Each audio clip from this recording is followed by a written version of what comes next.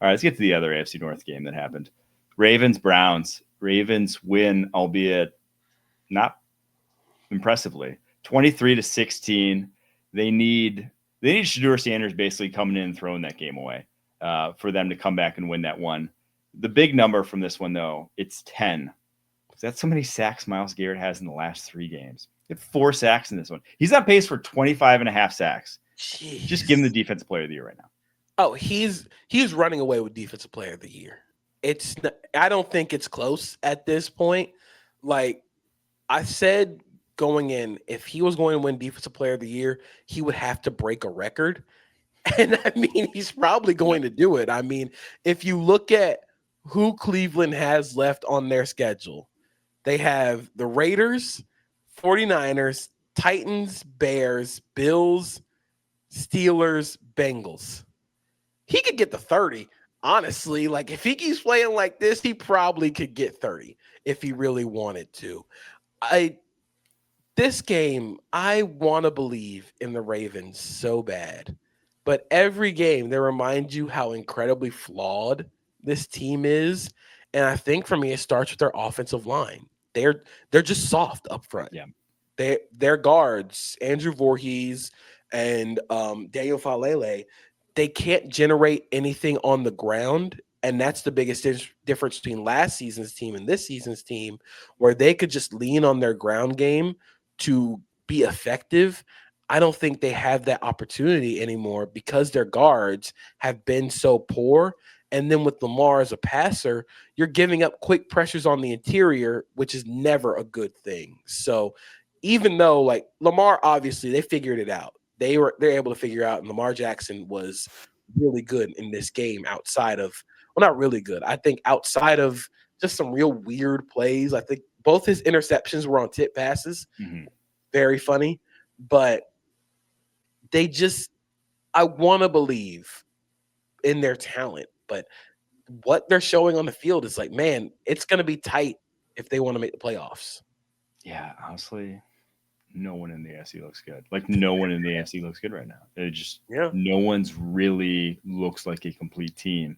So even if they look not that great, they're still in the hunt. And I think all you really need to be is in the hunt right now in the AFC if you're the Ravens, and hope that you kind of figure it out when it matters most. But I do have to talk about Shedeur because obviously the hot button topic of hot button topics. I have not really too much to add from like an analysis standpoint. His stat line kind of tells the story. He went 416, 47 yards, 1 interception, 2 sacks, an intentional grounding, negative 0.67 EPA per play.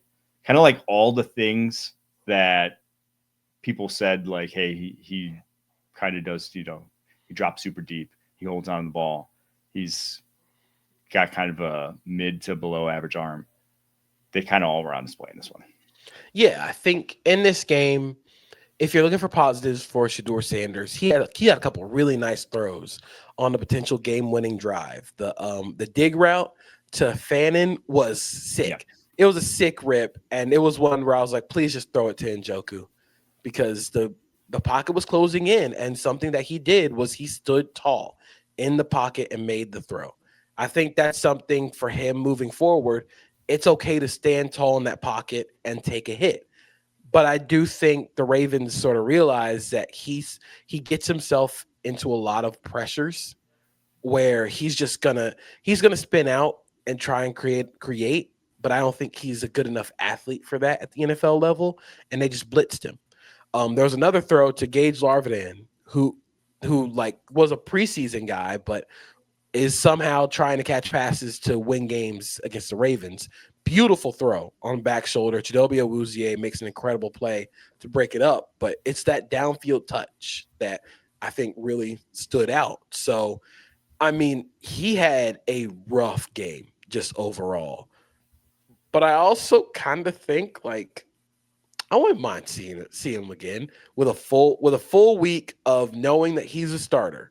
And I know people are going to be like, they're going to take the quote of Shedeur saying he hasn't gotten reps with starters at all this season and be like, oh, what are the Browns doing? that happens with every backup quarterback. Like that's gonna happen. They don't get starting reps because the team doesn't practice for the event that the starting quarterback gets hurt. But I would like to see Shedeur Sanders just with starting reps with the time with the ones throughout the week, because I do think there's some things that, like, hey, we can see if we can make this work. And there are no stakes. The stakes are very low Yes. for this Browns team. There's no pressure. The backs aren't against the wall. They're probably going to draft a guy. They're still going to draft a guy. There's nothing.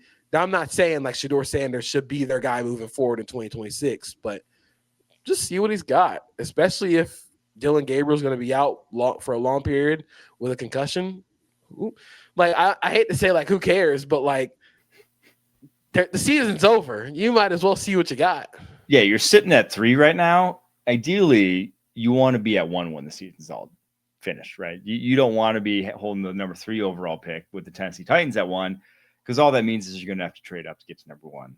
You're going to have to probably give up that other first-round pick you got. You kind of want that one. You kind of need that one, too, if you're the Browns right now. So Shedeur doesn't give you a terrible chance to get to that number 1 spot, because the sacks, the holding on the football, looks like it's a big problem right now. And the guy, he does not look like he's attempting to play a different brand of football than what he played at Colorado. That just ain't going to work behind the Browns offensive line. That could work if you are playing behind Philly's offensive line. A few different offensive lines out around the NFL it can work. It just ain't going to work behind the Browns offensive line right now. We have to talk about, though, did you see Josina Anderson's timeline during Shedeur Sanders' game?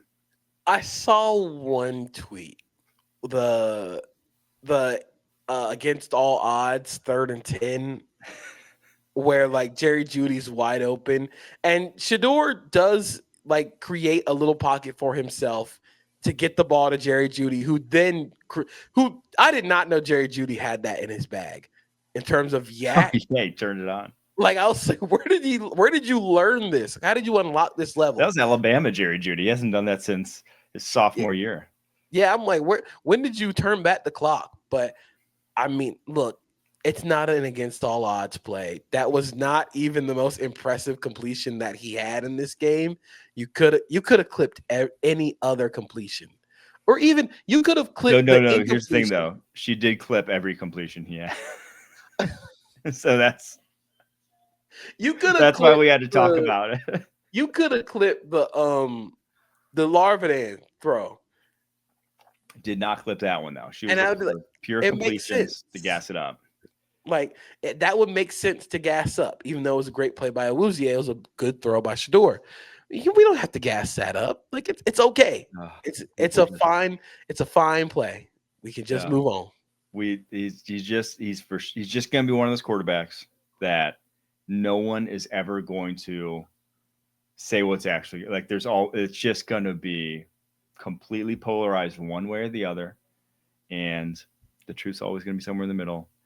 And unfortunately, you're only going to see the people with hysterical takes on either side, because that's what generates. I mean, her post got like 1,000 replies to it. It's just ridiculous.